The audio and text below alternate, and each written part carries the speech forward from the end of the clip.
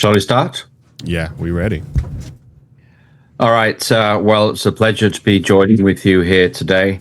My name is Dr. Conrad. It's a privilege to be part of Loud Cry International, and I'm very excited about a series of discussions for our members. And this is the first of a series of regular discussions that will appear online, open for all of our LCI members, as we seek to be a place where new ministries can be nurtured, new ministries can thrive, people with ministry ideas can find fellowship and mentorship with people who may be a bit further along the path in active ministry. And so today, my presentation is, I've entitled it Avoiding Ministry Icebergs.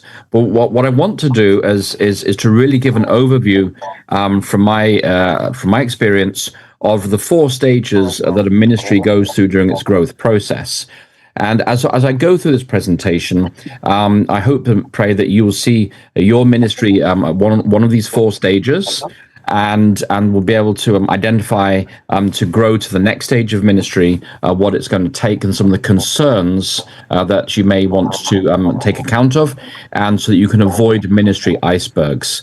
And so I wonder, maybe let's bow our heads and begin with a word of prayer, and then we will get underway. Our dear Heavenly Father, Lord, I thank you that you've called us to be your witnesses in Jerusalem and Judea and Samaria and to the ends of the earth. Lord, I thank you that you gave these concentric circles, that you gave this vision that ministry should be local, it should be national, and it should be global. And I thank you, Lord, that there is nothing that you cannot do through the life of someone who is wholly consecrated to you and who is filled with your Spirit. So, Lord, as we share this time together, as I share this presentation, we have a Q&A and dialogue afterwards, I ask that you give us wisdom and understanding, and that all those who watch will be blessed, and that their own ministries will grow and thrive and be a witness shining for you in earth's darkest hours. Thank you, Father, for hearing this prayer. In Jesus' name I ask. Amen.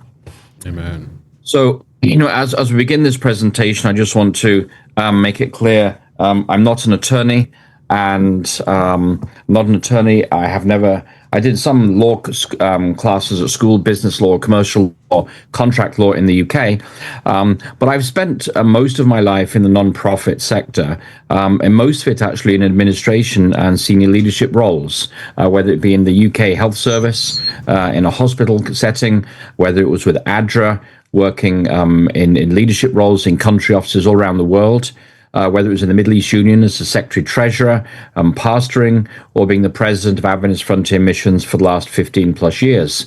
And now, since April last year, 2025, it's been my privilege to start a new ministry called As a Needle to the Pole. And we've grown from zero to we now have a growing footprint all around the world in social media of sermons and Bible studies, seeking to prepare people to meet Jesus when he comes again. And so what I want to share with you today is based on those 3+ decades of practical experience in church ministry, in ministry development, in starting projects and closing projects down, in helping projects to become financially and economically sustainable in different parts of the world. And so this presentation really charts the four stages of a ministry's growth, and you may see yourself at one of these four stages, but my prayer is, as we look at these four stages, we're going to see where we are in our own chapter of ministry in what we're doing today. So there are really, as I see it, four stages of ministry growth that anybody who wants to get involved in active ministry may have. And the first is an active church ministry. That is within a department in your local church, such as a health ministries department, or a religious liberty department, or a personal ministries department, or the school board, for instance. And the second option is where you grow beyond your local church, or maybe your local church doesn't feel it has the capacity to support the ministry you're engaging in, and that's when you're going to you're going to grow into an active personal ministry.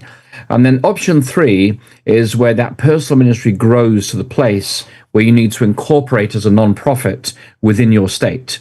And I'm going to look at some of the pros and the cons of that, and some of the things to take into account when you're when you're thinking of making this next step of faith and step of ministry. And then finally, I'm going to look at the 501c nonprofit state and just some of the areas to be thinking about to avoid common ministry pitfalls, and when it will be the right time for you to think about adopting such a ministry strategy by incorporating as filing with the IRS to get a 501c3 nonprofit status. So those are the four options we're going to go through today. I just want to emphasize at the beginning that there is no better option than another. Intrinsically, neither of these options is morally or qualitatively more important in the eyes of God, but there are stages of ministry growth that relate to where you are in your ministry and the gifts that God has given you, and whether you want it to be done something in your local community or whether you want it to have a nationwide impact or just across your state, for instance, and the amount of time and labor that it's going to take to operate such a ministry. So we're going to focus first on active church ministry. And what I'm doing for each of these four options, I'm going to be looking at some. Dimensions of ministry on the left-hand column, and then I've got my comments on the right-hand column, just things to be thinking about. So, in terms of dimensions of ministry, in terms of God's calling and leading, if you're asked to serve in your local church, you need to prayerfully consider this, particularly at nominating committee time. And you need to ask yourself, is God opening a door for me to engage in a ministry? Maybe you're in a church and you're looking for a ministry option, but you're not sure what you want to do. Maybe you just want to get involved and you're going to say, Lord, please lead me to a ministry team where I can use my gifts for your glory. And so you're asking yourself, is God opening a door to ministry? Is he giving you any divine appointments that would suggest this is the path he wants you to take? And is the nominating committee prayerfully considering your name and recommending you for participation in a church department? Then the next dimension of ministry is personal giftedness and interest. If you are asked to serve in a local church ministry, you need to reflect on who you are as a person, your life experiences. Do you have a burden on your heart for this kind of ministry? So, for instance, if you have a burden on your heart for education, it makes sense for you to maybe be involved on the church board or in the Parent Teachers Association, rather than being involved in maybe a lifestyle or wellness kind of programming ministry. You need to consider your personal spiritual gifts, your spiritual maturity, and your technical and your professional abilities. Do you bring a unique set of abilities, technical skills, professional knowledge that's going to lift a certain department within your church? And it may well be that you've had some painful experiences in your life. Maybe you've gone through a divorce. Maybe you've gone through the death of a child, maybe a stillborn a child. Maybe you've gone through an abortion in your earlier years. Maybe you've had a long-term battle with depression, or you've overcome cancer. Whatever it may be, very oftentimes it's those painful experiences in our lives actually serve as a very meaningful springboard to ministry to others. Because only when you have truly walked that mile can you understand and empathize with somebody who is about to make the same journey that you've already successfully navigated. And then you need to look at the reproducibility of ministry. As a general rule, within local congregations, there's a very narrow geographical focus for a congregation's ministry department. If you're in a certain town or city, almost inevitably your focus is going to be on that community and nobody else. And for local church departments, in terms of reproducibility, you're really reliant on the enthusiasm of your local volunteers who bring various skill and knowledge levels. And I can tell you from experience that managing volunteers is often harder than it is to manage paid personnel. And so with a local church ministry, the focus tends to be local, and there's very limited opportunity for a ministry to go statewide or to go national or even international. When it comes to the next dimensions of ministry, we're looking at ministry financial expectations. If you're asked to serve in a local church, are there any capital requirements? So, for instance, if you're asked to serve in a lifestyle immersion program team, the church is going to have to put together a budget, what it's going to cost to run this. If you want to do a family enrichment weekend every 6 months in your church, what is the cost going to be? And are there going to be any regular income requirements to make this work? And when you're working in your local church, the one thing you have to consider at all times are the other spending needs of the church. Is this ministry that you want to engage in under the umbrella of a local church department? Is it a high priority for your congregation, or do they already have prior commitments which maybe they're struggling to meet, and they don't want to take on any additional financial commitments? So you may have an idea for a youth ministry program, but the church board says, well, we're struggling to keep the school going, so we're not going to support a new youth ministry when we can't keep the school going as it is. So this is one of the challenges of working within a local church context. And then there's the personal time commitment. Within local church departments, we have, you might say, the Pareto rule, the Pareto analysis, that within a regular church department, about 80% of the work is done by 20% of the team members. Generally speaking, those who are willing, those who have giftedness, a heavy burden falls upon them, and many of the other members of the committee may view themselves as being more in an advisory capacity rather than taking an active personal role within this new ministry. In church ministry tends to be conducted in your spare time. So people, they get home from work, and maybe 1 or 2 evenings a week, they will commit to supporting and engaging in that local church ministry. And for this reason, it's very hard for such a ministry to grow, because it's very hard to gain consistent support from an entirely volunteer team. And so what ends up happening is when a church has a ministry, it will either have a very intense burst of activity, like, for instance, a vacation Bible school, where the volunteers are needed every night for 5 straight nights, but they're not going to sustain that level of commitment year round, but they will just for a 5-night VBS program. Or you may go to something like a monthly program, like the first Sunday of a month, to do maybe a men's ministry meeting, because with volunteers, you really can't ask for much more than that. And then you have the question of legal liability. And as a general rule, all ministry activities within your church must be approved by the church board. This ensures that there is a broader review of the activities. People have asked hard questions. Have you thought through this ministry activity?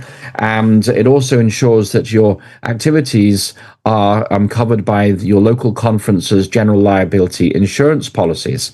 And so there is ascending liability to the conference and possibly to the union for local church activities. And so that is why we want to have board approval. And sometimes the board will modify what you want to do. Sometimes the board will say what you want to do is too risky. We don't want to approve of this. And so the activity won't take place under the umbrella of the church. And then in terms of legal liability, in local church departments, there are often, and more often these days, background checks are required for participation. And of course, we live in a low trust world where nobody trusts anybody. So many members don't want to go through background checks, not because they have something to hide, but because they just don't want the conference looking over their background information. And so background checks are becoming increasingly a difficult area to navigate when we're trying to protect our children within our church, which I think should be our top priority, vis-a-vis the privacy and the confidentiality concerns that many members legitimately have regarding to background checks.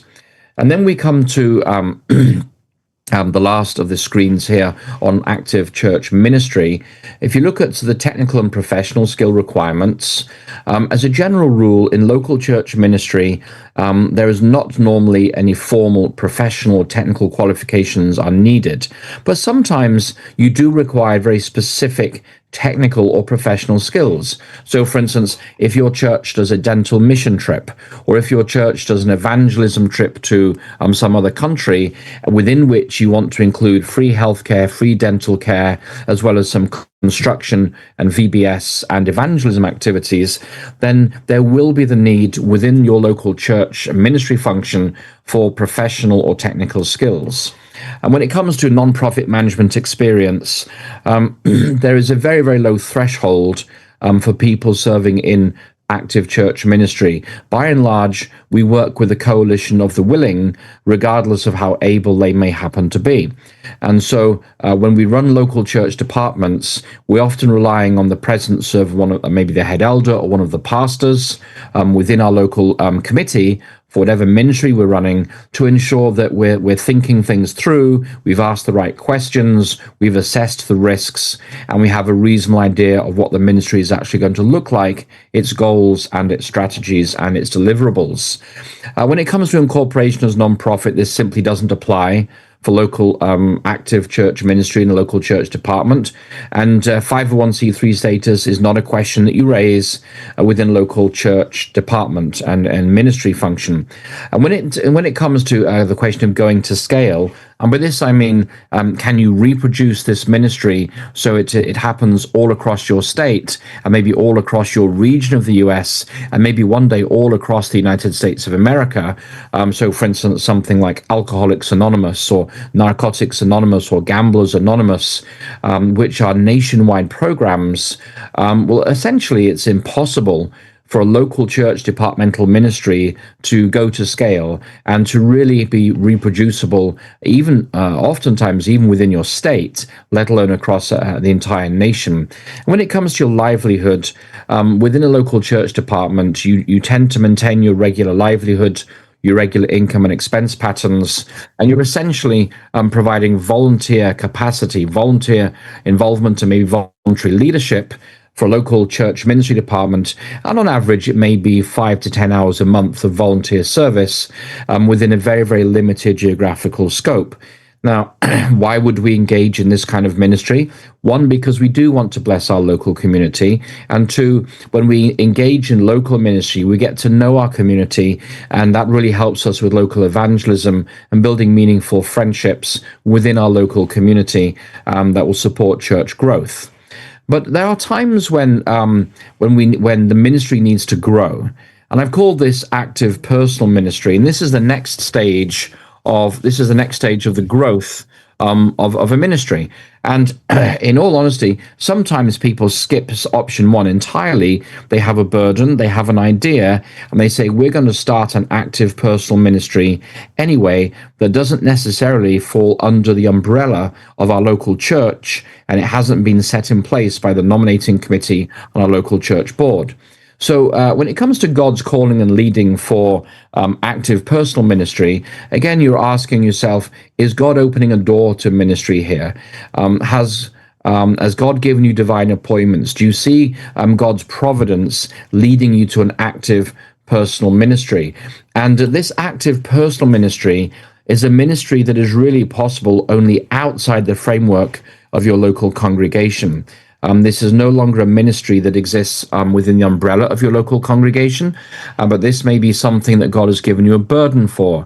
So, just recently, somebody called me and they said, we recently met with some prisoners and we discovered that they had children living in poverty.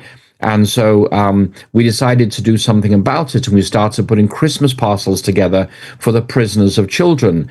And then some people said, we want to help with that. And then it started growing and growing and growing. This wasn't taking place under the umbrella of a local church, but it was something that God was blessing as an active personal ministry directly for these two individuals. So when it comes to personal giftedness and interest, again, you're asking yourself, if you're going to engage in an active personal ministry, what are your personal spiritual gifts? What is your level of spiritual maturity? And what are your technical and professional abilities? Do you have a burden on your heart that would lead you to this kind of ministry? And do you have any previous life experience that has prepared you for this kind of ministry? Maybe you are a cancer survivor, and now you want to run maybe a support group for people with the kind of cancer that you've overcome yourself. And then you need to ask yourself, particularly once we're moving beyond local church ministry into personal ministry, how united is your family in general? And if you have a spouse, then your spouse in particular with you in this ministry vision. Because once you move from ministry within a local church department to a personal ministry that you're starting to run directly yourself, normally from your basement or your home office or your garage, this is going to start impacting your family. And you need to ask yourself, how united is my family with me in this ministry vision? So then you come to the question of whether this ministry is reproducible. And so you need to ask yourself, can you do this ministry on your own? Or do you need volunteer support? Are your family members able and willing to chip in and help out when needed? Do you have friends who share the same burden as you and they're willing to step up and step out in faith with you into this new kind of ministry? And for these kinds of ministries, you need to ask: is the growth of this ministry limited by any fixed factors? So, for instance, you may have a personal skill set that is so unique that this ministry can only be done by you. Or, for instance, you may be, I don't know, a cardiac surgeon, and you feel a burden to do cardiac surgery for disadvantaged communities in Bangladesh. There's very, very few people who can take part in such a ministry.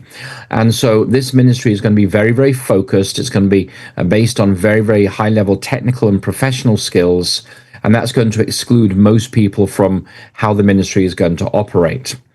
So then you look at financial expectations. And when it comes to active personal ministry that is not under the umbrella of your local church, you then need to be asking some more direct financial questions, such as what are the capital requirements? Does this ministry require investment? Do you need to get some land? Do you need to rent a storefront in a local town? Do you need some money to repair or not upgrade a building or a piece of equipment? And what are going to be the ongoing income requirements?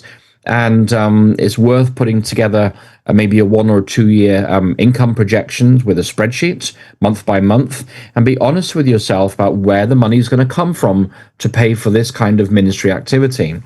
And so, as this is not directly supported by your local church, you need to ask yourself, is this ministry going to be a high priority for myself and my family, given our other spending needs? Do we have a sick child? Are we looking after an elderly relative? Are we battling long-term medical challenges with high ongoing medical expenses? And so is this a financial commitment that I and my family, that we are willing to take on together? And so you're starting to discuss questions of family attitude to risk-taking, to the use of savings, a willingness to go into debt, maybe to kickstart a new ministry. And so is your family willing and able to invest any personal assets to kickstart this ministry? And, it's often easier to start a personal ministry that has got low capital requirements, startup requirements, such as maybe a counseling ministry. But there are other kinds of ministries, such as maybe setting up a soup kitchen, where you maybe need to expand your kitchen. Maybe you need a larger vehicle to transport the food supplies every weekend to where you're going, and that will require capital investment to get this ministry up and running. And so you need to ask yourself, really, if you're going to branch out into active personal ministry, not under the umbrella of your church, but do you have a way to sustain this ministry for the first 12 months of operation without gaining sustaining donor support?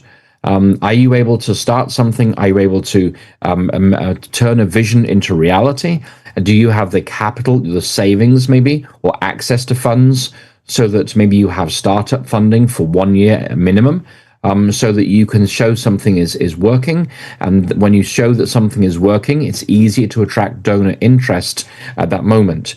And what is your experience in donor ministry and fundraising? There are some people who hate fundraising. For them, it's an incredibly stressful experience. There are some cultures, such as the South Korean culture, where it's considered shameful to ask somebody else for financial support.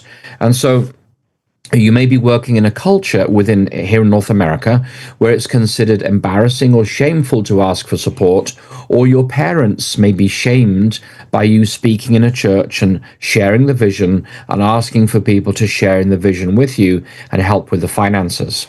So when you're thinking of starting a personal ministry, you need to ask yourself and be honest with yourself, how ready and willing are you to raise funds for this and to speak in churches and to get this up and running? And when it comes to personal time commitment, and I know this from personal experience, this is no longer the 80-20 rule of you working with a bunch of other volunteers in a church department. When you're looking at active personal ministry, then really there's the 100% rule, which is the buck stops with you. And if you don't get it done, it's not going to get done. And so with active personal ministry, the work tends to fall onto a very, very few set of shoulders, maybe you and two or three, or even maybe one other key colleague. And so you need to ask yourself, do you have the time needed to make this ministry successful? This is no longer something maybe 5 hours a week or a month of voluntary service for local church department. Now the question is, you need to put in whatever time is needed to make this ministry successful at any time of the year. And so now you're asking some harder questions. Do you really have family support and willingness to sacrifice your presence to this ministry? Are your family willing for you to spend time maybe away from home once or twice a month to sustain this ministry? And so these are some hard questions you need to ask within your families. When it comes to legal liability, because this is not covered by church legal umbrella and general liability insurance from the local conference, you need to ask yourself some basic questions. Does your ministry incur any obvious liabilities, such as giving out meals or medical interventions or ministry involving minors? And so do you need to have insurance? Do you need to have general liability insurance? And if you do, then maybe you need to think about incorporating and running the ministry under the umbrella of a nonprofit for which you can buy general liability insurance. It's easier to do that than for yourself personally. Do you have the financial resources to cover potential claims? And at this stage, now that you're no longer under the umbrella of the church, but this is a personal ministry, normally no background checks are required for participation. Because you don't have any formal organization in place that would require that for any staff or volunteers engaged in the ministry. And when it comes to technical and professional skills, once again, you may occasionally have very specific technical and professional skills, such as a dental mission trip. So you may be a dentist, you may be a physical therapist, you may be a nurse practitioner, for instance, or you may be an ophthalmologist, and you want to engage in ministry that uses your professional skills. But as a general rule, even for active personal ministry projects, very few professional or technical qualifications are actually needed. But what is important is that you bring knowledge and abilities from your regular livelihood, your day job. Those become very important because most people want to minister where they already have strengths and abilities. It is very hard to find anybody who feels a burden from the Lord to start to engage in a ministry where they really have almost zero knowledge and abilities relating to how to operationalize that kind of ministry vision. So understanding your professional and technical background is really important because that's going to give you an idea of the kind of ministry that you're able to engage in. When it comes to nonprofit management experience, the valuable thing about engaging in active personal ministry, that is before you may be incorporated as a nonprofit in your state, is that this kind of ministry still takes place at a very low level in terms of size. You're intimately involved in the ministry as the leader, and this gives you invaluable experience in frontline ministry delivery. You get to know what works for this kind of ministry and the kind of outreach or services that this ministry is engaged in. And so this allows you, while it's engaged in a personal ministry chapter or phase of growth, to really refine your ministry's mission, objectives, and strategies. You're learning what pitfalls to avoid. You're learning what works with volunteers and what doesn't. You're learning maybe what technological infrastructure you need, what apps you may need to use. You're also, in these early days of personal ministry, you're looking for God to open doors for you, and you're looking prayerfully for new opportunities for ministry growth as God leads. So you may want to have a vision to do A, B, and C for the Lord, but God actually shifts you to B, C, and D, or C, D, and E. And so in this personal ministry phase, because there's no organization holding you back, there's no board of directors requiring monthly or quarterly reports, you can experiment, you can try new ideas, you can look for partnerships that add lift to your ministry and add value to your delivery. And so as you go through this stage of ministry growth, you're developing a much deeper self-awareness of your personal capacity and your personal limitations and what you like doing and what you don't like doing. So for instance, sometimes people set up a ministry and they really love the frontline delivery aspect of that. But as ministries grow, so the founder tends to take a step back through time and they move into more senior management, senior leadership, and other people end up doing the frontline service delivery. And you may find that you don't like the administrative side of things. You would rather stay with the frontline service delivery. And so at this stage of your ministry growth, you're gaining valuable frontline operational management experience. You're learning what you're good at.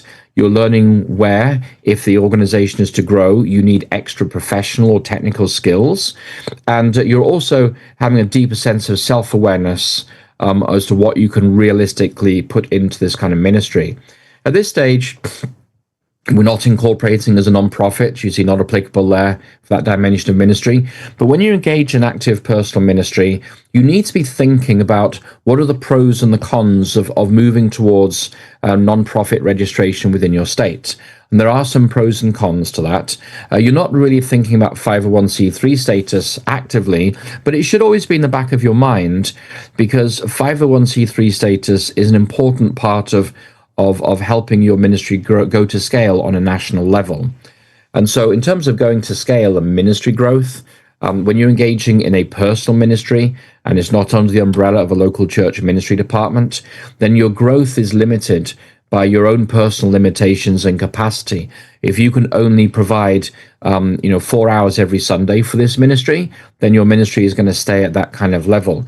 And maybe you have independent wealth, or maybe you're retired, in which case you can put more time and effort in and the ministry will grow faster.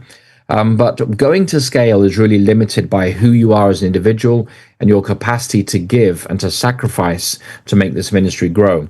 And in terms of livelihood, as with church ministry projects and evangelism, at this stage of ministry growth, you maintain your regular livelihood, income and expenditure patterns. So the ministry is not replacing your regular income, your regular livelihood, maybe your wage, maybe your retirement income, I don't know, but it's your regular livelihood is remaining in place, and the active personal ministry stage of growth is not actually providing you with any direct income. And then we come to the third stage out of 4, which is where, after much prayer, you say maybe it's time for us to incorporate as a non-profit within our local state. And so in terms of God's calling and leading, this is where you prayerfully recognize how God has led you to this point.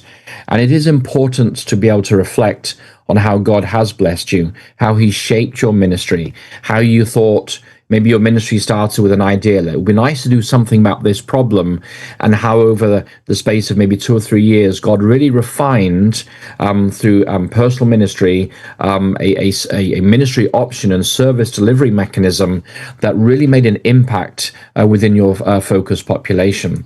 And so in terms of shifting to non-profit status, you really need to ask, is God opening doors of opportunity that require greater organizational capacity to meet the growing needs?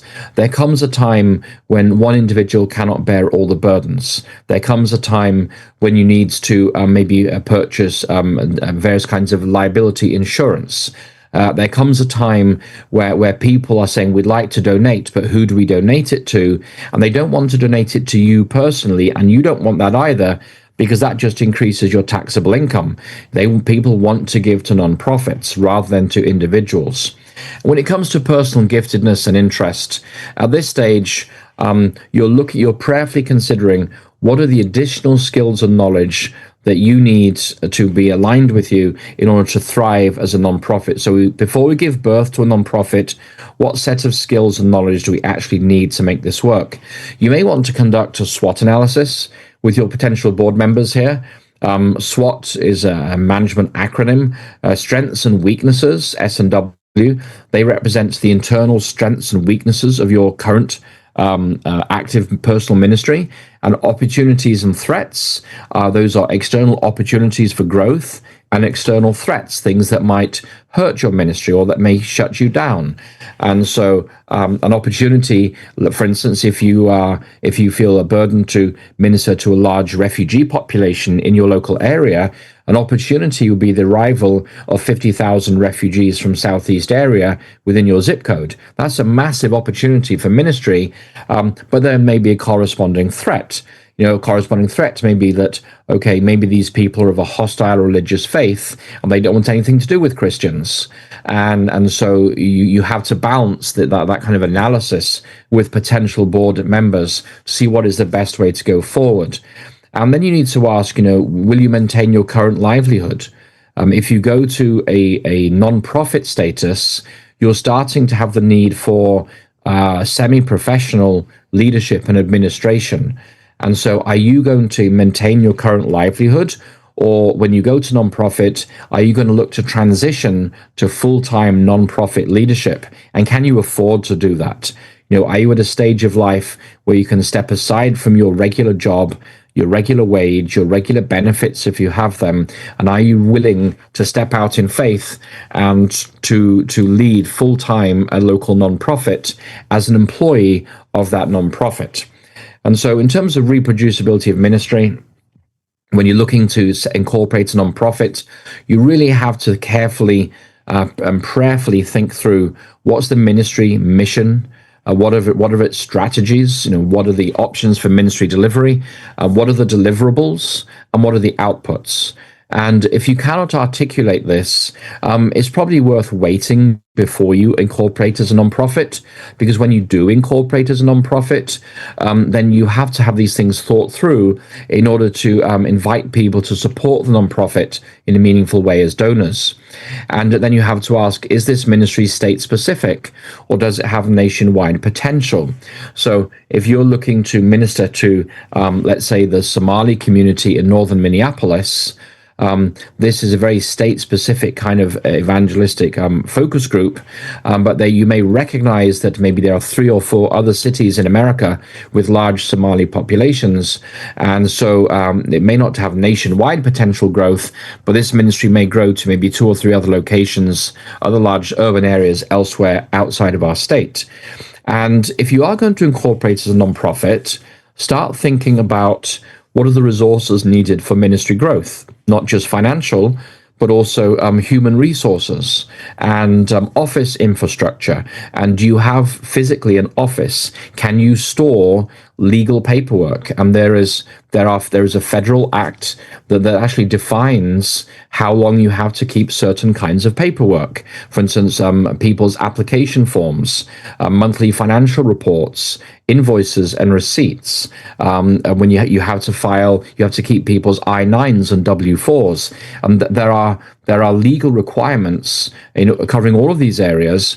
And so do you have the resources needed to manage that and remain legally compliant?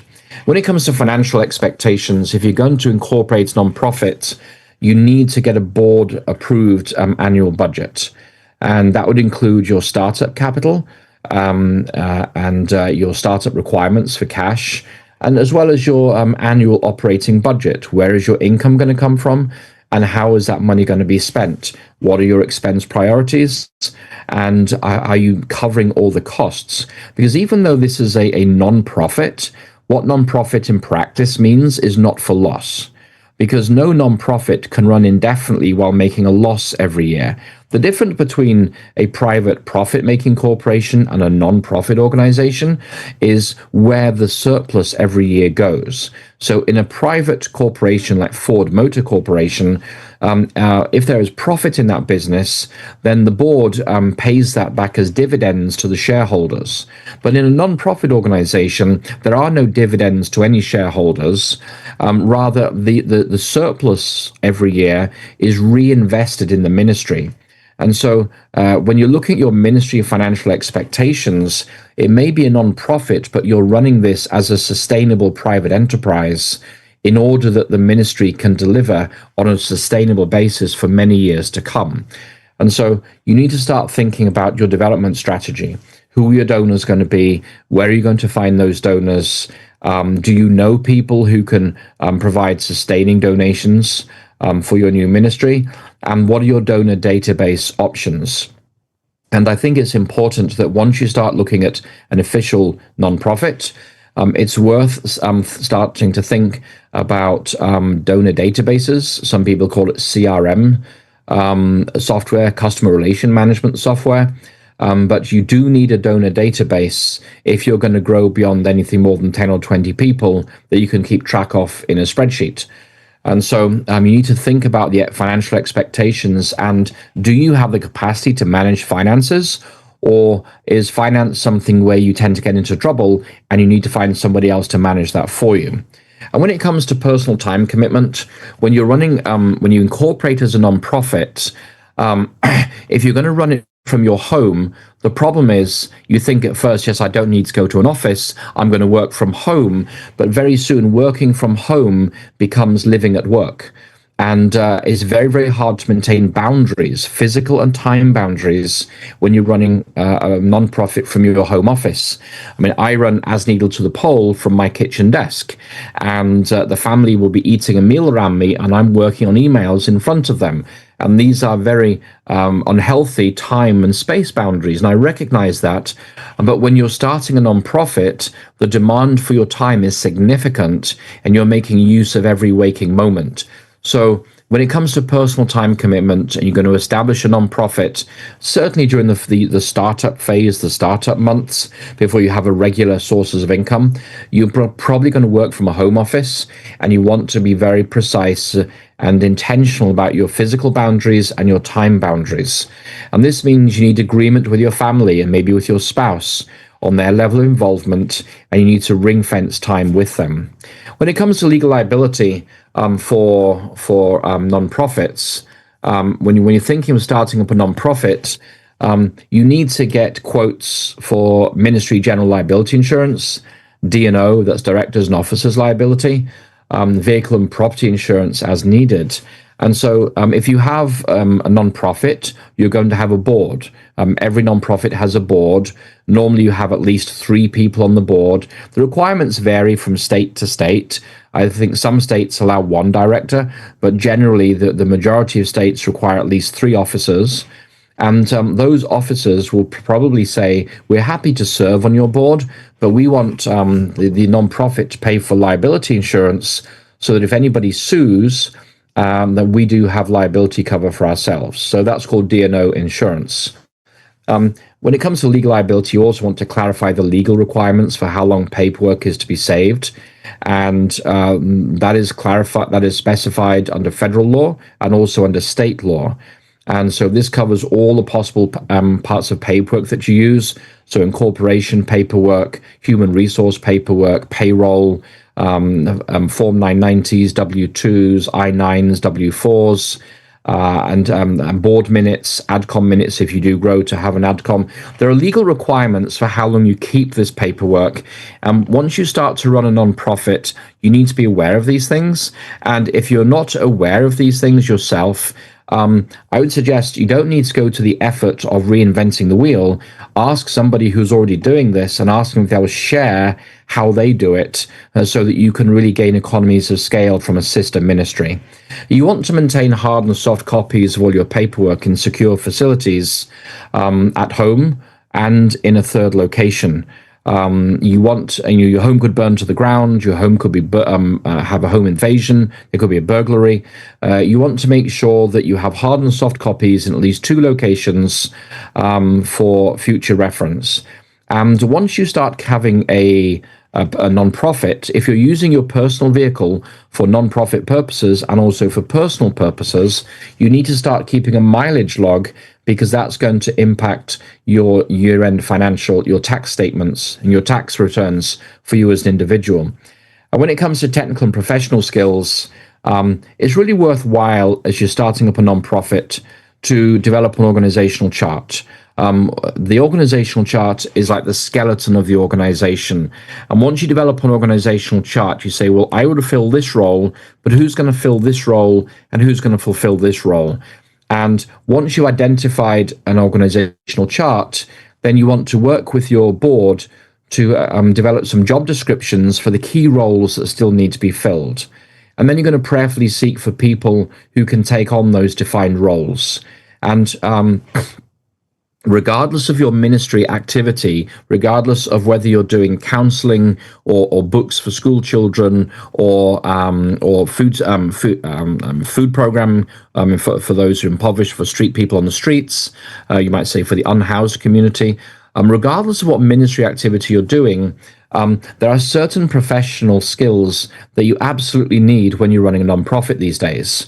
And based on my experience, those priority skills are website management, social media, bookkeeping, and accounting. And it really doesn't matter whether you're doing a prison ministry or a preaching ministry or running a forest school or setting up a program to minister to people with certain medical condition in your community. Once you've established a nonprofit, there's a certain organizational infrastructure that must be in place for that nonprofit to sustain itself, for it to avoid devolving into just chaos. And so you're looking for people with website management, social media, bookkeeping, and accounting skills. And I would encourage you to consider becoming a Loud Cry International member, because that allows you to receive donations through LCI, and the donors would receive tax-deductible donations from LCI, and you would receive the income, and the donors would receive their tax-deductible donations. This is even before you have 501c3 status yourself, and you may decide not to seek 501c3 status, but to remain as a local nonprofit, but benefiting from the LCI 501c3 status as a better option for you. And so those are some of the professional and technical skills. The next thing you want to consider in terms of nonprofit management experience, we've grown now from leading a local church department through running a private ministry because you have a burden for some group in society. Now you're into nonprofit management. And this is a highly skilled area which requires a broad wealth of knowledge on human resources, finance, legal, state incorporation, and a whole variety of things. So when you're looking for board members, there are two qualifications for board members, assuming they're born again Seventh-day Adventists, of course, is that they must bring either wealth or wisdom. And board members need to bring one of those two things. You may have volunteers, but the volunteers who are like the frontline delivery involvement, they may not necessarily bring much wealth or wisdom to your organization. And so as your nonprofit is incorporated, you're looking for people who can bring wealth or wisdom. So for instance, you may want to find a local Adventist who shares this burden with you, who maybe is a CPA. That person will be a great addition to your board. Maybe if you're running dental programs overseas, you would want at least one or two individuals with dental experience on your board. They know about they know about how this service is delivered. And when it comes to wealth, it'd be nice if you found somebody with financial wealth, but you may also look for people with wealth in terms of connections with the church, or maybe legal knowledge, or maybe a wealth of practical experience in this area of ministry. And so if you can't find those people, it's really helpful as you incorporate a nonprofit to find a mentor. Maybe somebody who has gone before you through an incorporation process. Maybe somebody who can share with you some practical advice, maybe even paperwork. This is how we did it. This is how you could adapt this and use it in your scenario and for your ministry. But finding a mentor is a great way to jumpstart the incorporation process and make sure you're avoiding the pitfalls that comes through running a nonprofit.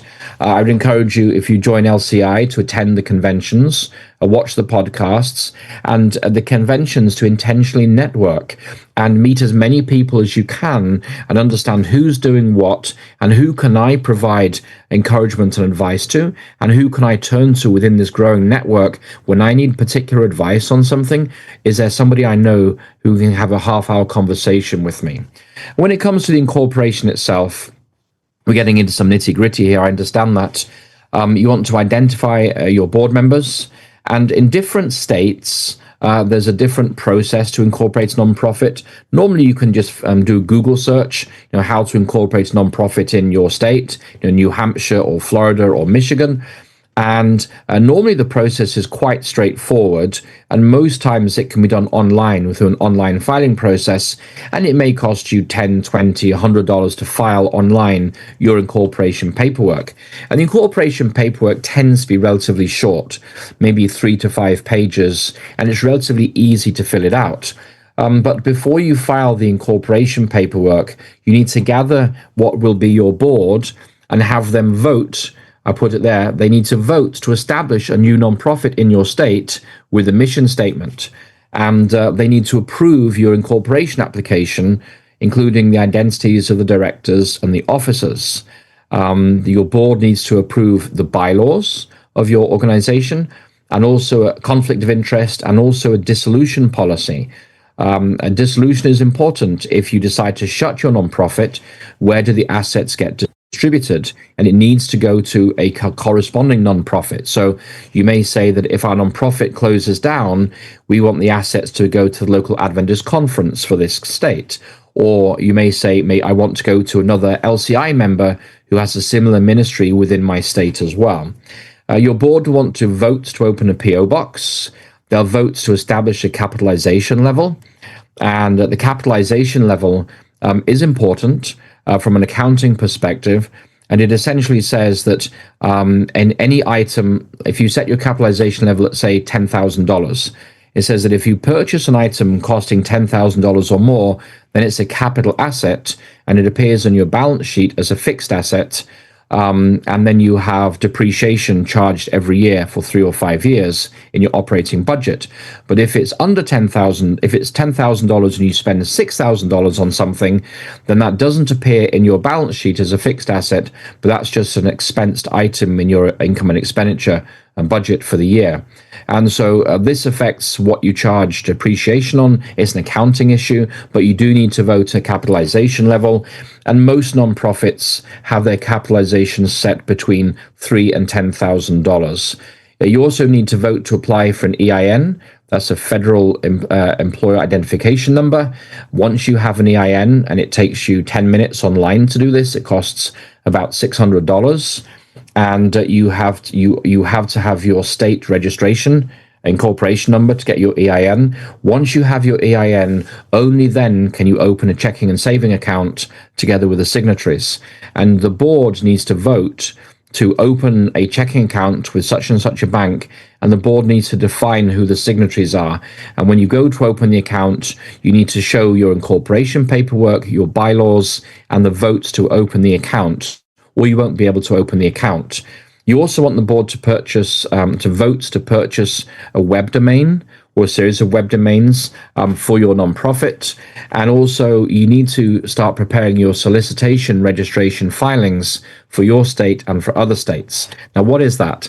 So if you're in Michigan and your ministry and your nonprofit is incorporated in Michigan and you're mostly going to fundraise in Michigan, you need to file a solicitation filing with the state of Michigan to let them know that you are going to be fundraising within Michigan. And there are 50 states in the US, and every state has a different threshold for when you need to file for a solicitation filing. So if you have if you're based in Michigan and people hear about your ministry in Virginia and send you a donation in the mail, you don't need a solicitation filing for the state of Virginia. If, however, you pay for somebody, even as a volunteer, you cover their expenses to go and speak in churches for you in another state, you may then pass a threshold, and you're required to file a solicitation filing within that state. Now, when I was in AFM, we filed for over 20 states because of the AFM magazine that went to many states. And it took us about 3 months a year for one person just to fill out those 20 plus solicitation filings. This is a serious amount of work. And those solicitation filings are very detailed technical documents. But before you engage in the time and effort to do that, you should at least file in your own state for a solicitation filing. And if you go to your Secretary of State's department online, they will normally have the forms there for you to fill out. And if before you start filing in other states, closely examine what their requirements are, because sometimes they say if you're a religious organization, you don't need to do this. Another states say if you have a part-time fundraiser in our state paid by your organization, only then would you need to file a solicitation filing. So every state is different, and some states charge you $10, and some states charge you $500 for a solicitation filing. So what I'm giving you here, these are some of the basic steps you need to take as you incorporate your nonprofit. When it comes to 501c3, your state nonprofit, if you're thinking that one day you're going to file for 501c3 status, then when you incorporate in your state, then there are certain language you must include in your state level incorporation documents that will later be required by the IRS in your 501c3 application. And so I've given you there a standard paragraph on the screen which says the corporation is organized exclusively for charitable, religious, educational, and scientific purposes, including for such purposes the making of distributions to organizations that qualify as exempt organizations under Section 501c3 of the Internal Revenue Code or the corresponding section of any future federal tax code, end quote. So if you intend in the future to file 501c3 with the IRS, you need to include this language in your state level filing, incorporation documents. Otherwise, the IRS is not going to approve your 501c3 application.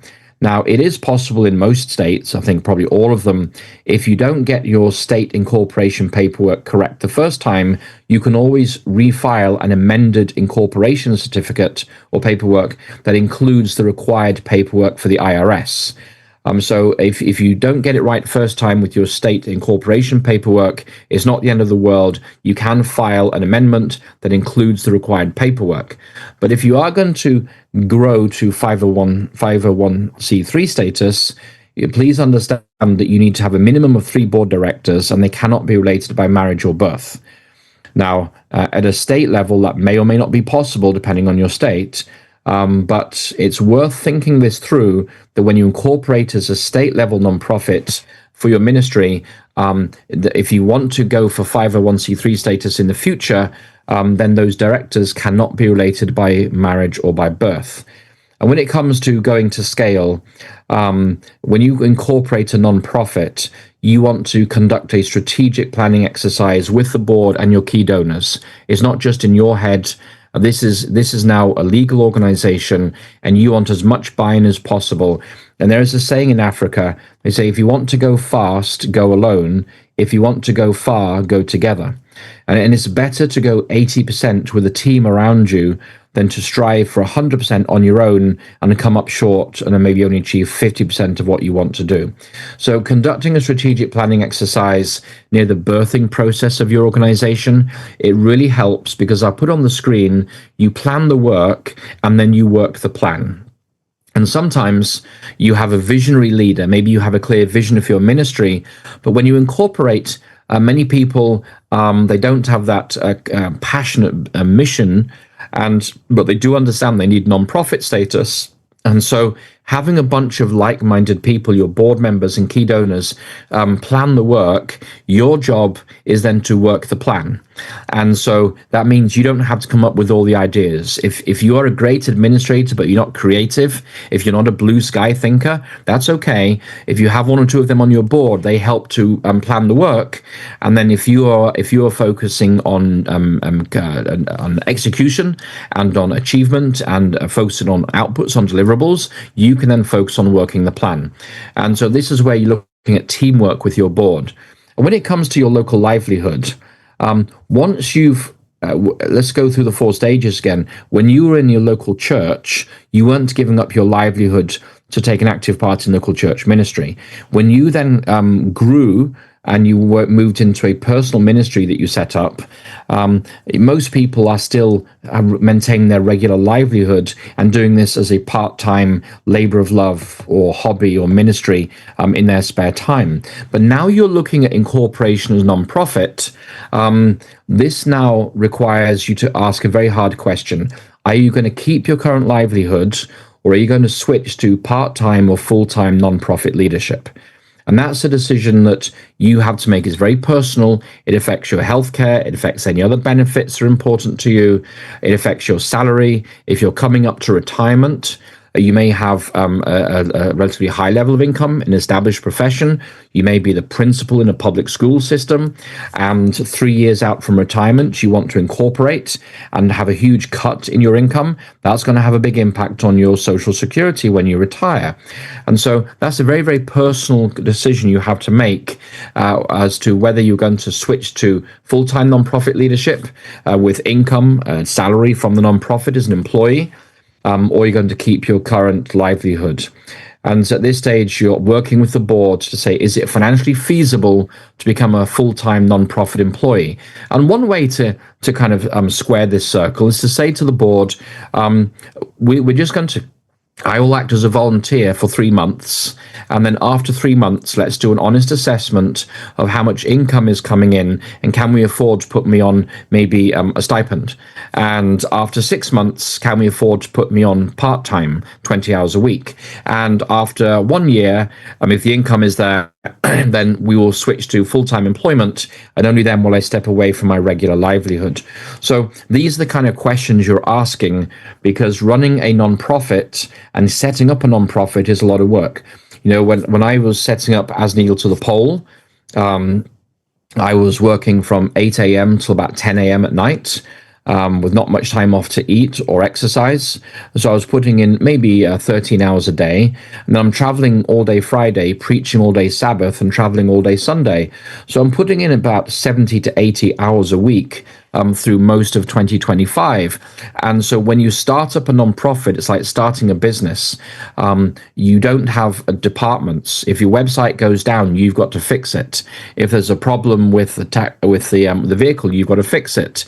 You've got to think about logos and letterheads. And there's a plethora of things you have to think through and take care of.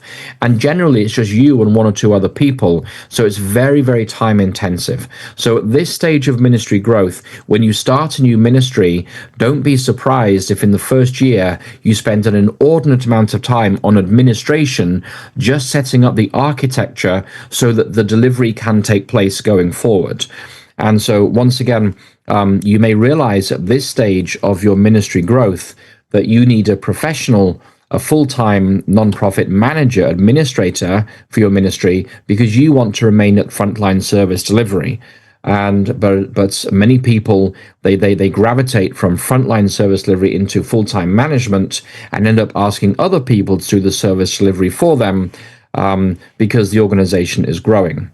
So then the final stage of nonprofit growth is the 501c3. And so we've gone through working in a local church, and it's grown and it's evolved into an active personal ministry that's outgrown your local church. And then that's grown and grown, and you realized, okay, we need to incorporate as a nonprofit because donors want to give to a nonprofit. We need liability insurance for the kind of ministry that we're doing, and so forth. There are many reasons why you'd go down the nonprofit route, but then there will come a time when you have to ask yourself the question, are we going to incorporate as a 501c3 nonprofit? And many nonprofits, when they incorporate, already know that they want 501c3. And as soon as they have filed and received their incorporation from their state, then they immediately start working on their 501c3 paperwork. So you don't have to wait 2 or 3 years as a nonprofit before you file for your 501c3, and the application process can take anywhere from 3 to 9 months, depending on which federal office is processing your application. So let's go through those dimensions of ministry one last time here. In terms of God's calling and leading, by this stage, you need to be sharing regularly with your board, your volunteers, your employees, and your donors how God is leading and blessing. You want to celebrate the successes. You want to talk about answered prayers. You want to celebrate God's providential leading. Why do you want to do this? Because this builds support. It builds buy-in. It encourages people. Ministry is hard. People want to know that God is with us, that God is working through us. And when we see answers to prayer and God working providentially on our behalf, that means the whole ministry gains wind behind its sails and it can push forward. When it comes to personal giftedness and interest, at this stage, when you're moving to 501c3, you need to be honest about your own limitations and capacity to lead. You may have a lifetime of experience in nonprofit management, like I do, so this kind of comes naturally, like water off a duck's back, you might say, as we say, at least we say that in England. But you may have never managed a nonprofit, and the application form and the IRS paperwork is just kind of overwhelming for you. And so you need to be intentional about learning about HR, administration, and the necessary leadership skills. I want to encourage you, if you do go down the nonprofit 501c3 route, there are conferences held in America for Christian nonprofits that are worth visiting. Sometimes the North American division will put on a leadership program for ministry leaders, so those are relatively rare. But there are some excellent national conferences, such as the CRA, where people can go. I think it's the CRA. Where people can go and they have breakout sessions in all possible areas of nonprofit management. And so at this stage, you need to be very intentional about growing, because now you're moving into professional management, not just a local goodwill kind of ministry. And there are IRS regulations affecting how you operate now. So when it comes to your personal giftedness, you still need to remain curious about your ministry sector. It's worth defining the biblical basis for your ministry, and you need to be open to learning new concepts, new ideas, and new management skills. And in terms of reproducibility of ministry, now you really need to define tightly in a strategic plan your mission, your strategies, your deliverables, and your outputs. And you're asking now, as you're a 501c3 and people can donate from all across America, is your ministry just going to stay focused on one state, or are you looking to grow it nationwide? And if it is going to grow nationwide, then what capacity do you need to build into the organization, and what resources, financial or human, do you need to sustain that ministry growth? And so in the first year of a nonprofit, you're really building the architecture. When you build a home, you've got to lay the foundation, you've got to put the walls, the plumbing, the electrics, the drywalling in. And when you're building a nonprofit, much of the first year is spent just putting the architecture in place so that you can support ongoing ministry in a sustainable manner. When it comes to ministry financial expectations, you need to start implementing your friend-raising development strategy. Now, notice I didn't say fundraising, I'm talking about friend-raising. When people share in your vision, when people have a burden for your mission, they will give naturally. And if you go and speak in a church, you may be looking to raise funds, but in that case, you may get a one-off cash crop. But if you want to have sustaining support from members in that church, that is regular support, you're looking to raise friends rather than raise funds. And those friends, they buy into your mission, they buy into your vision, it's something that's important to them, and therefore they're going to support you. There's an excellent book called The God Ask by Steve Shadrach, and it outlines a very well thought through biblical approach to development and donor ministry. I'd recommend anybody who's moving at least into a state nonprofit, even before you get to 501c3, to read the book The God Ask. And you need to practice your public and private fundraising asks. And some people find this very hard, but if you're leading a nonprofit, you have to bring home the bacon, or at least the tofu. You have to bring home the bacon, and that means you've got to go and raise funds.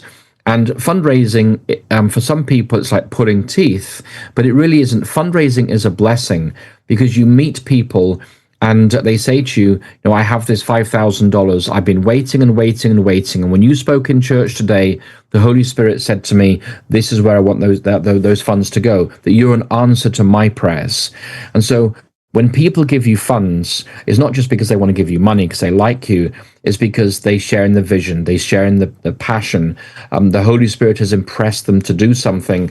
And for them, it's an intensely and personally a spiritual exercise, not just a financial exercise. So you need to practice making a public appeal for funds, and you also need to practice what it means to meet with somebody in their home and walk through with them all the options and narrow down to what they're going to support. And so increasingly, Donors want to have significance in their giving. Somebody will say, I want to give you $10 a month. And you say, praise the Lord, because every brick in the wall is necessary. But somebody's going to say, I want to put a roof over those four walls because that's going to finish off this project. And I want to know that it was my donation that provided the turnkey and made that ministry possible. And so when you meet with donors, you're trying to understand how much they're thinking of giving. What is their motivation for giving? What area of concern or interest do they have when it comes to giving? And therefore, what are they likely to commit to? And some people who will give you $10 a month, and praise Lord for that. Everyone is important. And some people are sitting on $50,000. They're wondering what to do with it. Maybe it was a bequest. Maybe they need to give it away for tax reasons. Maybe they have a business and they need to offset their capital gains in their business by giving to a nonprofit. And so they have $50,000 that they have to give away, or they're going to have taxes to Uncle Sam. And so understanding who your donor is, what their financial concerns are, what is their financial situation is really important for successful donor ministry. And then when it comes to personal time commitment, as I said before, if you're running your nonprofit from home, then working from home simply becomes living at work. And maintaining boundaries becomes really important. Otherwise, you end up working 24/7. In all honesty, I'm running as an eagle to the pole, and I'm putting in 70 to 80 hours every single week, of which maybe 6 hours is sermon writing, and the rest is the administration needed to set everything up. And so, again, you need to agree with your family on how much they're going to be involved. You need to be intentional about ring fencing time with them.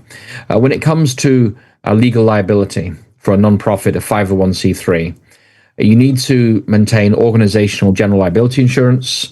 If you hold big events, you can buy event liability. If you hold, like, say, a weekend conference somewhere, you can buy event liability for $300 to $1,000 for a big event. Directors and officers insurance, D&O, vehicle, and other insurance as needed. You're going to have to maintain all your organizational records as required by federal and state law. And so you need to find out what that is. And as I said before, you don't have to reinvent the wheel. Ask somebody who's running a nonprofit if they would share with you their document retention policies, and then that takes you 98% of the way to what you need to do. And you're also wanting to understand the limitations of liability waivers in different states. And this is a big deal for nonprofits, because oftentimes when we have an event, we ask people to sign a liability waiver before they take part in the event. So you may have an event involving young people, let's say an event, a youth evangelism program, and you ask the parents to sign a liability waiver. But liability waivers sometimes are not worth the paper they're written on. Certainly here in Michigan, the Supreme Court here decided that that when somebody signs a liability waiver, it really has no standing in law, because you cannot waive liability that you don't yet understand or know. And so in Michigan here, liability waivers are basically a form of moral pressure on people not to sue if one of their family members gets hurt while engaged in ministry with your nonprofit. And in some states, liability waivers are worth the paper they're written on. So you need to maybe get some legal advice in your state if you're going to start using liability waivers. And then in terms of the technical side of running a nonprofit, in addition to all the stuff I've already covered, these are some areas you want to cover. You need to have a website that is suitable for both mobile and desktop applications. Most people these days are making donations from their phones, not from their desktops. And you need to have a website that looks good primarily on a mobile platform rather than a desktop platform. So you're building for cell phones before you're building for tablets and PCs or laptops. You need to have an online payment functionality embedded in your website. It could be PayPal, it could be Square for credit card processing. Some people don't like using PayPal. But actually, PayPal has a lower credit card processing fee than most of the credit card processors, and it also allows people to donate to you from overseas in a way that credit cards would not be able to support that. And so you may drag and drop the PayPal function into your website, and that would still allow people to pay using credit cards and debit cards as well as PayPal. And so it's a good option to have. And some people just go straight for the credit card processors like Square. They're a very good option, for instance. I'm not recommending them particularly here. You can do your own research. But when you design your website, you're going to need to have an embedded online payment function. You also want to have direct giving options such as Zelle or Venmo, a donate page on your website explaining to people how to give using these methods. Zelle is a great way to receive money. The problem with it is that sometimes it's impossible to identify who the donor is. It may say that John R has given you $200 on Zelle, but you have no idea who John R is. And therefore, it's impossible to send a tax-deductible receipt to John R unless he personally identifies himself to you. So Zelle and Venmo are very helpful, particularly for year-end giving, because it's convenient for people to give, but oftentimes you lose the ability to send a tax-deductible receipt. You also want to put out bank wire information for donors. If you put that on your website, just some words of caution. If you put bank wire information, that's your checking account, it's worth having an account for wires separate to your main checking account. Because if you don't have the bank wire information, then people won't send you bank wires. And the largest donations, like 50,000 above, normally come through bank wires, okay? So you want that functionality. But if you have a bank wire information on your website, so when people go to their bank, they can set up the wire, you may find that people may charge their Capital One credit cards or their phones to your bank account if you don't have fraud protection in place. So if you're going to have a bank account with bank wire information on it on your website, just use that bank account for wires and set it up so when a wire lands in your bank wire receiving account, it automatically then bounces across into your checking account, that information is not publicly available. And there are many fraud prevention tips in place. You can get wire block, positive pay, things like this, so that nobody can use your public bank account information to deduct money from your account. So you need to work with that with your bank, particularly. You want a PO box for checks that is checked daily. You want not just a website with online payment. You also want to have an online donor database. And for a small nonprofit, and this is called CRM software, there's a variety of packages out there. Little Green Light and Boomerang are very well-known options. They're relatively cheap. It may cost you $30 or $40 a month to run one of these online databases, and they can go up to 5,000 or 10,000 donors within them. And so for a new 501c3, these databases are very, very helpful. And what's most helpful about them is they allow you to do automated tax-deductible receipts once you have people's email addresses. And then you also want online QuickBooks for financial reporting. Now, QuickBooks used to have downloadable options for your desktop, but they've stopped that. And they're forcing everybody to an online version. And the two are slightly different. But as I said before, when you're running a nonprofit, you need someone with accounting experience. And if you don't have the accounting experience, don't do it yourself, because the chances are you're not going to meet generally accepted accounting principle, or GAAP as it's called. So if you can find somebody, maybe a retired church treasurer, maybe somebody who's doing an MBA in a local college, an Adventist who you trust, and they become your bookkeeper or your treasurer, they will do the online QuickBooks for you. You also want to have a defined social media strategy that defines what is to be released when, and you also want a speaking schedule on your website for ministry outreach. And so coming to the end of this presentation here, as we talk about the 4 stages of growth, nonprofit management experience, you want board members who have ministry-specific credibility, and you also want them with wealth and wisdom. And you may want to consider establishing an advisory board in addition to your regular executive board. An advisory board may meet 6 months. It may be key donors. It may be people with knowledge of your ministry area, and they're not involved in the detailed decisions that you're making, but they're a good sounding board. And it's good. There is wise to have many counselors. So an advisory board may be helpful for a 501c3, and you also want to have 1 or 2 trusted mentors. You know, even in the Adventist world, it's hard to know who you can trust. it's hard to know who you can have a heart-to-heart with.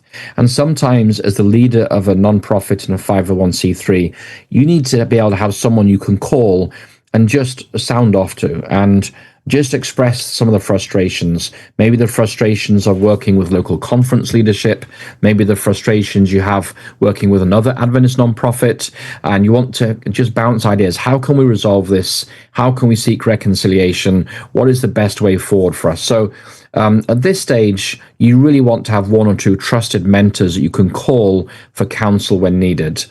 When you're at this stage of your nonprofit growth, in terms of incorporation, you're maintaining your state solicitation filing registration every single year. You're going to meet your state where you're incorporated the annual reporting requirements. And for the 501c3 status for the IRS, to get 501c3 status, you file Form 1023. And if you expect that the annual income will be less than $50,000 a year for the first 3 years, then you do a Form 1023 easy. But if you go above $50,000 a year, then you have to file the full Form 1023. So my recommendation is just do the full Form 1023. And this takes a normally intelligent person about 40 hours to put a Form 1023 application together. It is detailed. It has business plans. It has budgets, income and expenditure. These are all projections. They're not going to hold you to it, but it shows you've thought through how your business is nonprofit's going to run. It has your bylaws. It has your dissolution clause. It has your conflict of interest policy. These things are all required, and the 1023 walks you through that process. And again, you don't need to reinvent the wheel. Certain aspects of this is kind of boilerplate, and you may want to ask another nonprofit who already has 501c3 status. Can you share with us what paperwork you used, what paragraphs you were using of legalese? And if our board is happy with it, then we can use it as well. And so coming down to our last slide here, for when it comes to going to scale, once you have 501c3 status, you need to conduct an annual external audit when your income exceeds a defined level. I think it's about $500,000 right now. And when your annual gross income exceeds $50,000, you have to file a Form 990. And the Form 990 is basically a financial report that is a cross between a balance sheet and income expenditure statement. And it's better to have your external auditors do this. If you do an external audit, include this in their contract that when they've done the audit, then they will produce the Form 990. Don't try and do it yourself because it's easy to make mistakes. You want to comply with state solicitation requirements nationwide. And once again, the more your ministry grows, the more you are going to be removed from frontline ministry yourself, so you can focus on strategic level and ministry growth needs. And so this is a really important factor to consider. If you want to remain personally involved in frontline ministry, then you may want to not grow your ministry to nonprofit status or 501c3 status. You may want to keep it small because you find joy and God's calling for you is in the direct service delivery. But if you want your ministry to grow and grow and grow, then you're going to move into more professional nonprofit management, and other people are going to be doing the service delivery for you. And this is a question that everybody must wrestle with and answer for themselves. So when it comes to livelihood, by the time you've got a nonprofit and 501c3 status, then you either keep your previous livelihood and you have to hire professional administrators for the nonprofit, and maybe you keep a seat on the board, or maybe you transition to become the full-time permanent president and CEO of the nonprofit as an employee of the nonprofit. Those are really your two options.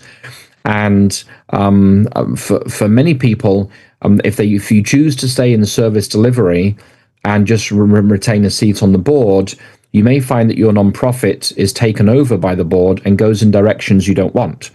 And so you want to make sure that your legacy is maintained through your choice of what you do about livelihood here.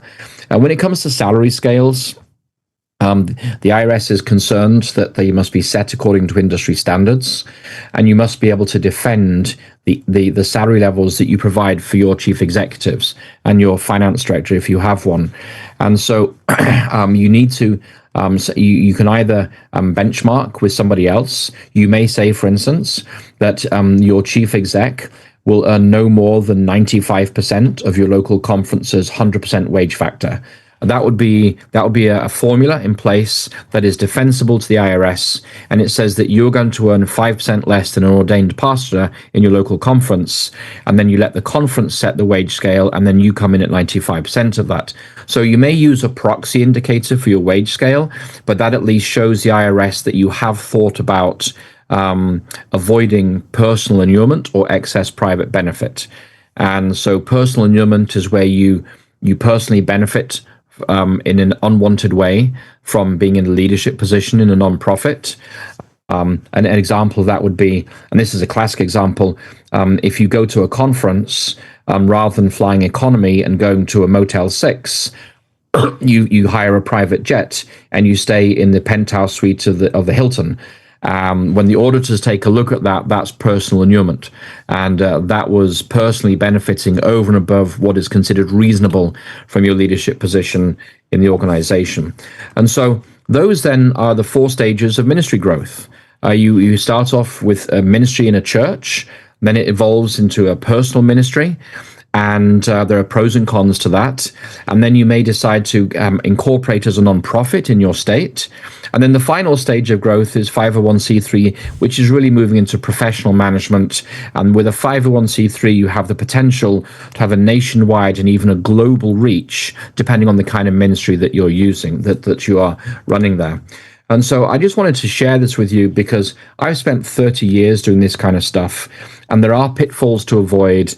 And I haven't answered all the questions here, but what I hope I've done is given some pointers as to things to be thinking about at each stage of this journey. And as a member of LCI, to recognize that there are people who may have gone there before you, they've been there, they've got the t-shirt, and you can call somebody else and say, hey, I just want to chew the cud with you here. I want to ask, how did you do this? Because in LCI, we want to be a viable ministry incubator. We want ministries to be able to grow and thrive, and to help people when they are maybe weak in some area, so that where they are strong, God can really shine through them in their chosen ministry. So with that, Brother Jonathan, that's my presentation, and I'd like to hand back to you and to our Q&A session. Thank you so much for that. All right, John, can you hear us? Yeah, I want to thank you.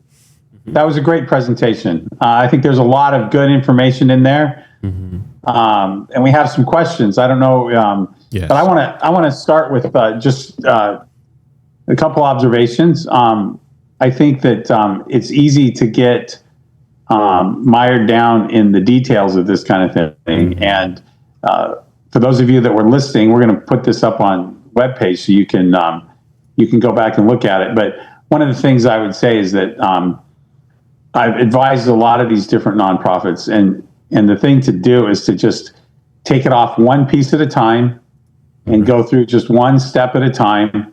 And it's not as hard or as overwhelming as maybe it sounded from that presentation. So anyway, James, I think that you have some questions that came in. Yes, we have some questions. This is coming from Linnell Darrow. Okay, so the question is, how do you find someone to help you with accounting and financial bookkeeping as a newish nonprofit? This is one of the hardest things to answer. You know, in Berrien Springs here, Pastor Kelly is starting AMI, and Pastor Dennis Page is starting Drops of Grace, a prison ministry, and I'm starting AN2P, and Pastor Gerhard Erbs is starting an apologetics ministry, and every one of us was looking for accounting skills. And in a small community like this, you're asking, like, do we know anybody who's an accountant, and so forth? I think that this really comes down to networking, and going to conferences, going to ASI conventions, going to GYCs, maybe going to your local Adventist college and asking if in the accounting department they have students who actually are looking for professional experience, who can do, they've qualified so they can do your basic accounting for you. They're not a CPA yet, but they can certainly do your bookkeeping and keep your accounts where they should be. So I don't know if LCI will have like a job posting or a place on its website where people can say, hey, we need these skills or not. But accounting is an area that takes a lot of time. And between you and your accountant, you have to have a good understanding and a good working relationship. But you have to be very intentional about finding that accountant, and that involves networking, being creative, going to Adventist colleges, looking for retired professors, looking for retired conference treasurers, looking for retired church treasurers. You know, a local church with 30 members, the treasury work is relatively easy. But if you have a church like Loma Linda, whoever was in treasury at Loma Linda is basically functioning almost at a CPA level. And when they retire, they're a wealth of experience that they can bring to your ministry. So this really comes down to networking and prayer. So if I could comment on that, I think that you shouldn't be afraid of hiring an accountant, just a straight up professional. I think that there's a lot of attempts to try to find a Seventh-day Adventist who will volunteer their accounting time, but I think that may not be a reasonable way. And I think that, it can be, and that's a great thing if you can do that. But there's no shame in going out and hiring an accountant. I also think that there's probably three concepts that you need to have in mind when you're looking for accounting. One is there's something called bookkeeping. With bookkeeping, you can learn how to do that yourself. And with a smaller ministry, you may be stuck doing that because bookkeeping is very tedious and time consuming. And so until you can afford to outsource that, to hire someone as a bookkeeper, but you don't have to be trained anything in particular. You don't need a degree or anything like that. You just need to learn how to do it. And then the second thing is an accountant who will do your accounting. And this is someone that you may find yourself that you actually need to just go hire. And then the third thing is the person who's going to be able to do your taxes. And the that may be the same person as the accountant, but it may not be. It could be that you work through a bookkeeper and that you have them working with a local accountant, and you still hand it off to someone for the actual filing of the 990s and things like that. I saw a question that came in, and the question was whether your accountant should be a board member or not. Well, it's certainly great if you have someone who's a Seventh-day Adventist volunteering to put them on the board with that kind of expertise, but it's not at all required. You'll have someone that's your treasurer who will be on your board, but that person is not necessarily any of those things that we just described. They're someone that's responsible and actually knows where you are financially. Could I add to that, Jonathan? Sure. I think what you say is absolutely right. The bookkeeper is doing your daily debits and credits, and that's very different to somebody who is operating as a treasurer.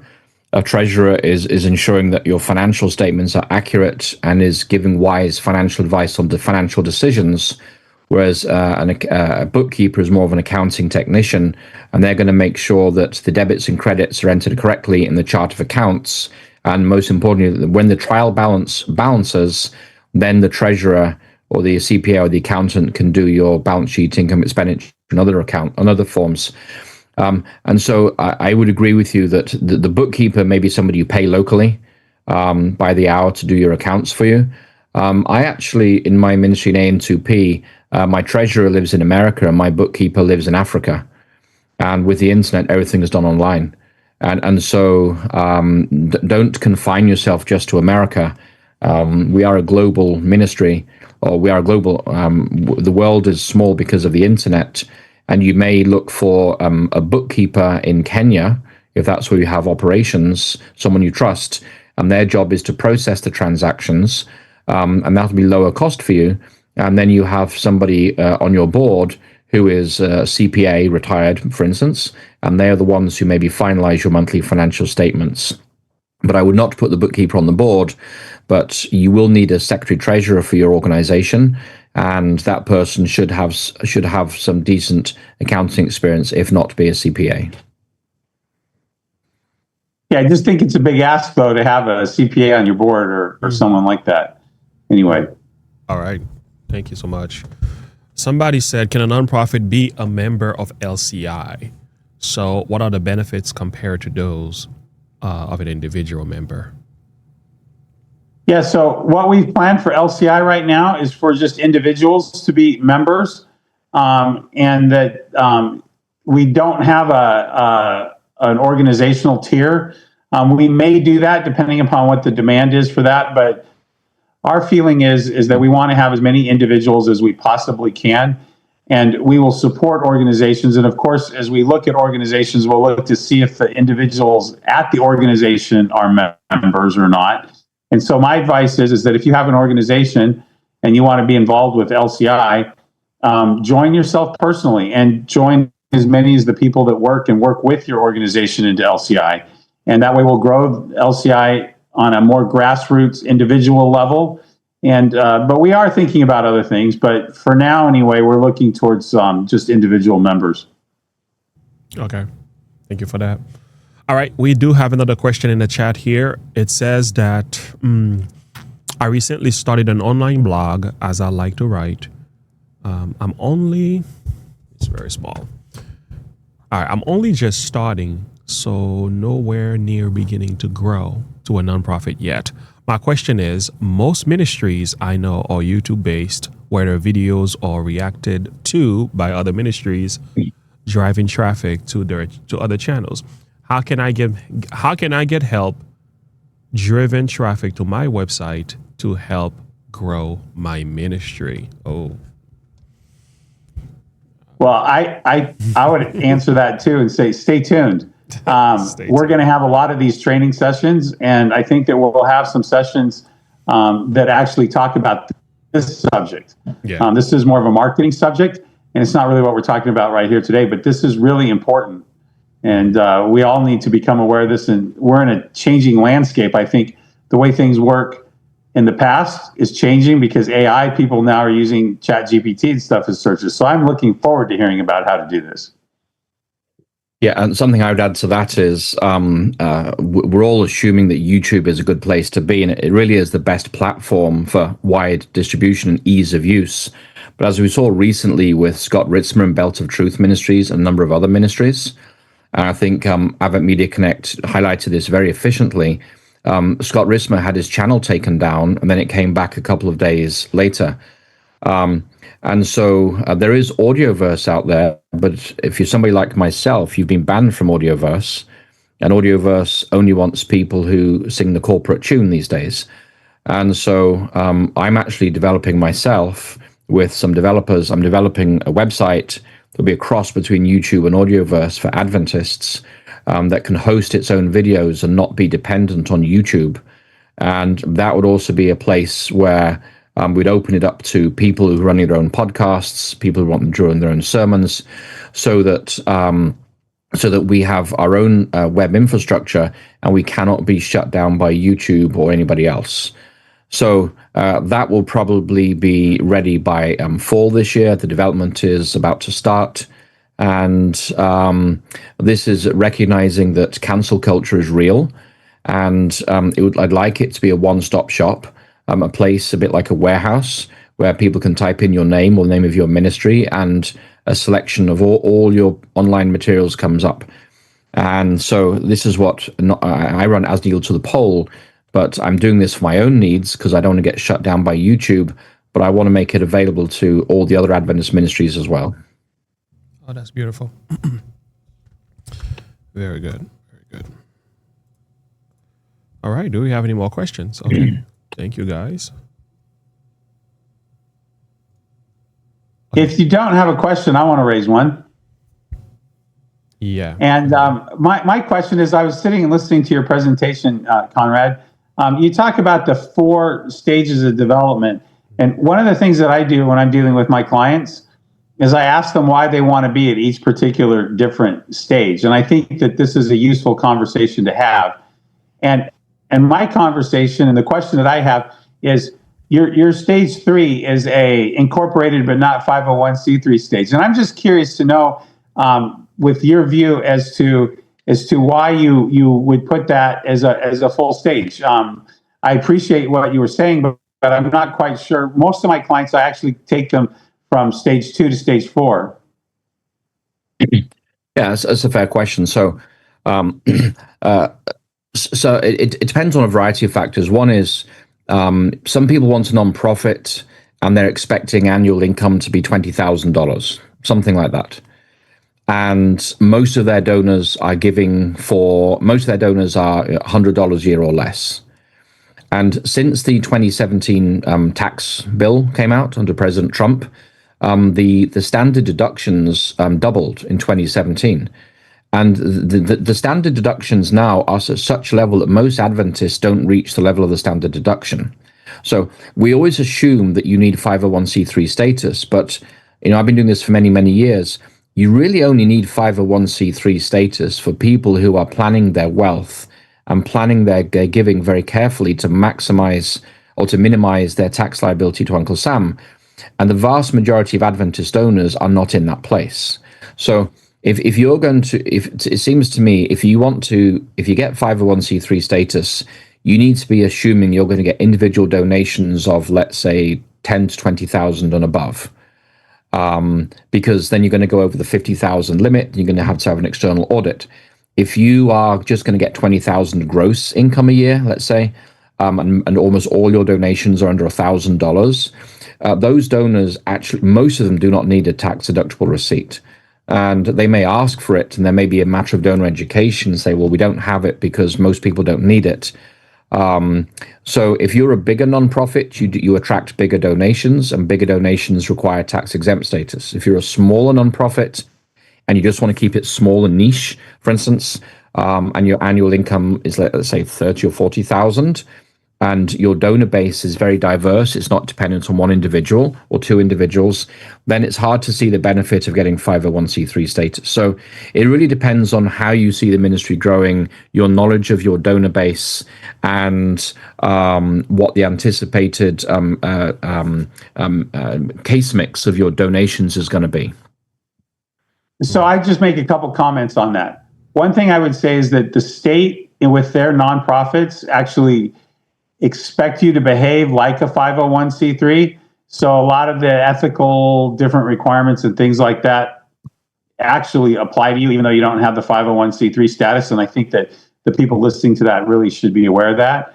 One other comment I would make is that if you want the 501c3 status, you're going to stay under $50,000 a year. The tax requirements aren't really that great. The tax form that you fill out is small enough and simple enough you wouldn't even necessarily have to hire someone else to do it. It's a pretty simple process. There's another thing that I would like to encourage anyone who's going to be at the stage where they're going to start to look at taking donations, and that is go ahead and start thinking about the 501c3 process. And Conrad talked about the fact that there's short form and long form depending upon how much money you think you're going to come in, and he was saying that you might want to just do the long form. Well, the thing that I want to say about that is that that's kind of a recent development in the 501c3 world. It used to be everybody had to do the long form. And one of the benefits of doing the long form, if you actually read it and work through it, it was an educational tool. And what I would encourage all of you to do if you're going to be taking donations is look at the 501c3 long form. It gives you a primer as to what you're getting into as far as the nonprofit world is, and it's a really good educational process. One of the things that I don't like is that I'll have clients that come to me eventually, sometimes. I don't do a lot of these, but I have done a few of them, where they want me to do the 501c3 application for them. And the problem is that I can do it, and I can do it in a lot less than the 40 hours that Conrad is talking about. But there's none of the education that goes on. And so I hand this to my client and I tell them, okay, now go get yourself an accountant and be sure you're doing the right thing, right? But they haven't gone through the pain of actually doing it because I did it for them and they didn't get any of that education. And what I would encourage all of you, whether you're going to do a short form or not even make it all the way to 501c3, if you are getting to the phase where you're going to start to look at donations, it would be a really good practice to actually sit down and go through the long form 501c3 application. You will learn a lot. All right. Thank you for that. I do have a question here for Dr. Vine as well. You've mentioned how LCI can be used to receive donations, and then LCI we send a receipt to the donors, and then the money comes to the people. Could you elaborate a little bit on that for the people who may be thinking about becoming a member of LCI? Well, my understanding is, and maybe I'm wrong in this, is that LCI is incorporated, I think, in the state of Arkansas, and it has already filed its Form 1023 for tax exempt status. This means that LCI is able to give out tax deductible receipts even before it's arrived, on the assumption that the 501c3 will be approved. And so people, if somebody wants to make a significant donation to your nonprofit, it'll be, and they want a tax deductible receipt, and you don't have 501c3 status, if your ministry is a part of under the LCI umbrella, that donation can be made to LCI. LCI would issue the tax deductible receipt, and then the LCI would appropriate that fund to your local nonprofit, not to you personally, but to your local nonprofit, which has no 501c3 status, for use on a defined purpose. And so your nonprofit would be recipient of a grant from LCI equivalent to what the donation was, or the donor gets their tax deductible receipt. Maybe Jonathan can add further comments on that. That's how at least I think it should work. I'm not sure if it is working that way, but because this is all getting up and running, but I think that's the intent, Jonathan, and maybe you can comment further. Yeah, I'd like to comment on that. First of all, let me tell you something. Running the nonprofit is really quite a chore, and one of the things that I would say is, the way we're planning this and what we're doing right now is we have formed a partnership with another nonprofit that actually specializes in this activity, because this activity is actually a little bit technical. And what we're going through, and this is a good lesson for anyone who's going into ministry, we formed a partnership with another nonprofit, and they will actually be issuing the receipt, not LCI. And if you need this service, you'll work through us to get on board with that nonprofit. And what we're doing is we're going through a mentoring process where we're learning from this other nonprofit that does this as their sole mission. And we're learning from them, and we will make the decision as we grow as to whether we bring this in-house or if we continue to partner with that organization. Okay. All right. I think that's the question. There's another question in the chat, but it seems like that's the one we were just talking about. Pastor Conrad Vine mentioned operating under LCI. How may we do this as a joint venture nonprofit? Yeah, I think that's what you just spoke about. Yeah, so legally what it would be a joint venture. Mm-hmm. And legally your finances would exist underneath the nonprofit. It would be a joint venture mm-hmm. with both LCI and the nonprofit that we've partnered with for this. And you would have to fill out an application, get your ministry approved. There's going to be two kinds of basic relationships you can have with us. One would be for kind of an ongoing situation where, like, if you wanted to have a ministry that was funded and operated on an ongoing thing. The other would be for a one-off project. Like, let's say you want to host an event and you need to have a nonprofit status to do that. Then you would sign up for a one-off event.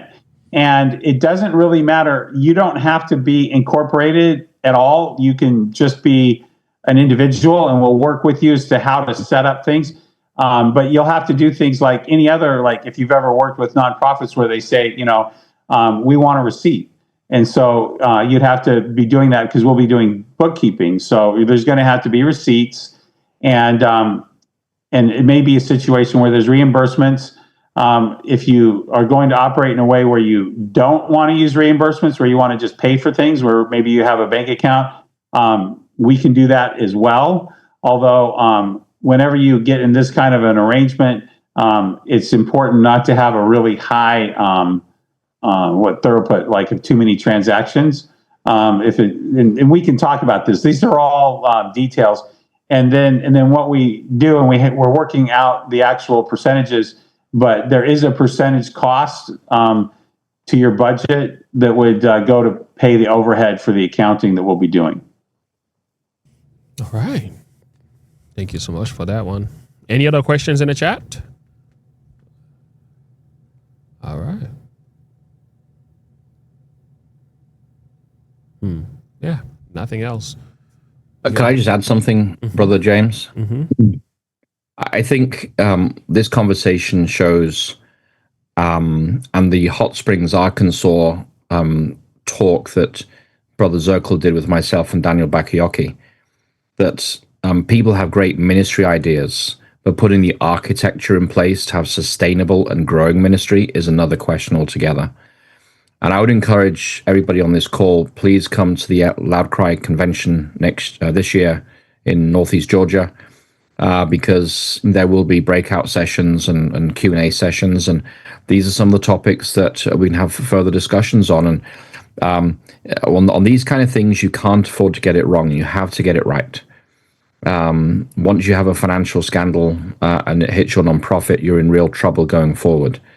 And so come to the convention, meet with people who've already trodden this path before you, and just pick their brains over meal or in the quiet corner, and learn to avoid the pitfalls that sometimes we fall into unintentionally.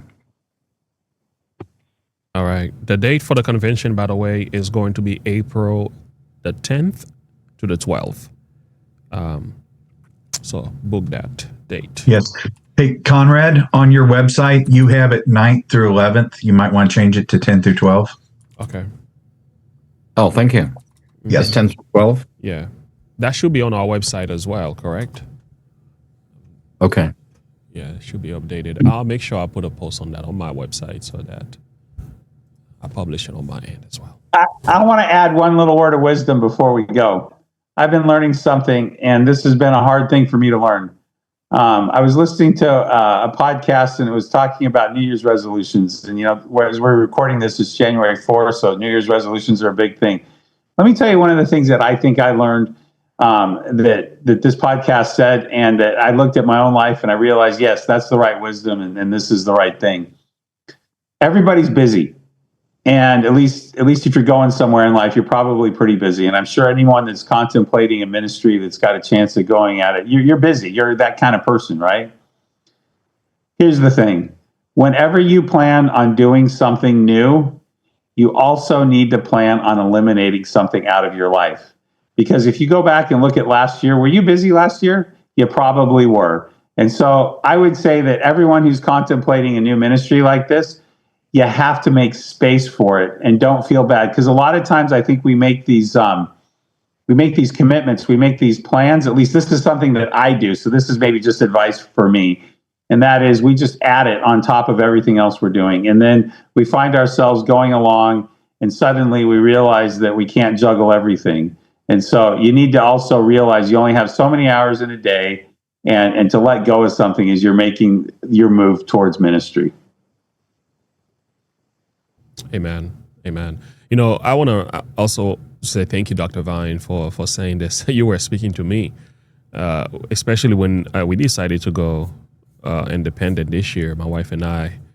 It is a full-time job. I'm on the kitchen table making thumbnails, writing script, and she's like, my wife gets it, so she supports me, but she's like, okay, it's time to put away the phone, James. Let's go do something with the family. So I'm constantly working, and I know exactly what you're saying. And it is, once you make up your mind to go to a personal ministry, you have to actually commit yourself fully for you to see the success of it. And I can tell you, just the little podcast we got going on YouTube is a full-time commitment. Our entire house has been transformed.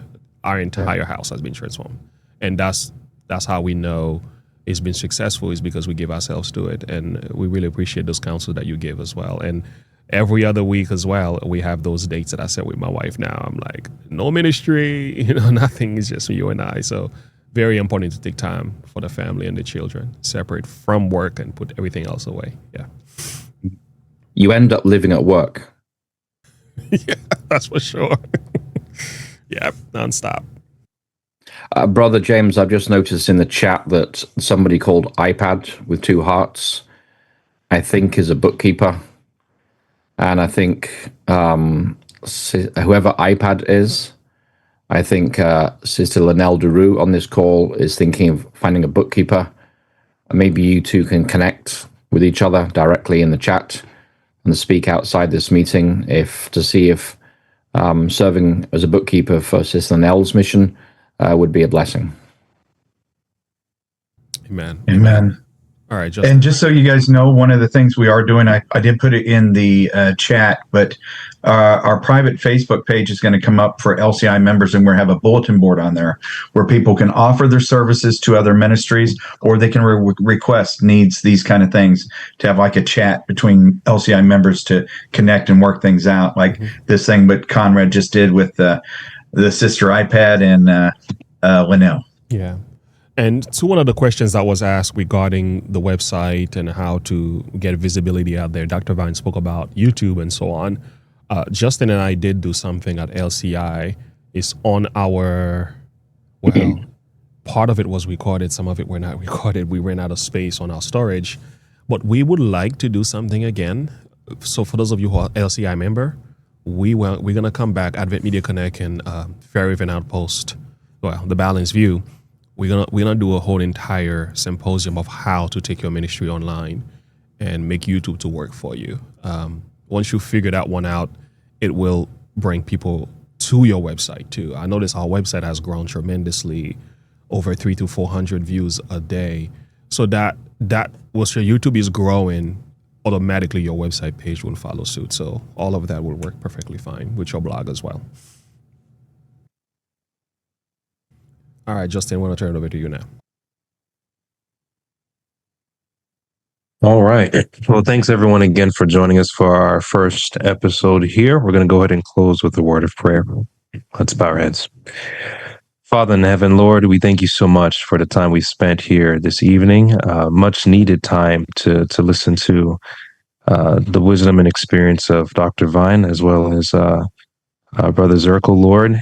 Father, oftentimes when we're dealing with spiritual matters, we forget that you are a practical God, and you advise us and counsel us to be skillful and knowledgeable in this area. We are told to not be slothful in business, dear God. So, Lord, please give wisdom to your people as they strive to do your work in a efficient and organized way, dear Lord, that we would not bring shame to your name, dear God. So please bless us all as we depart, but I pray you'd bring us back again for another episode where we can once again receive counsel, wisdom, and knowledge. We ask all these things, Lord. In Jesus' name I pray. Amen.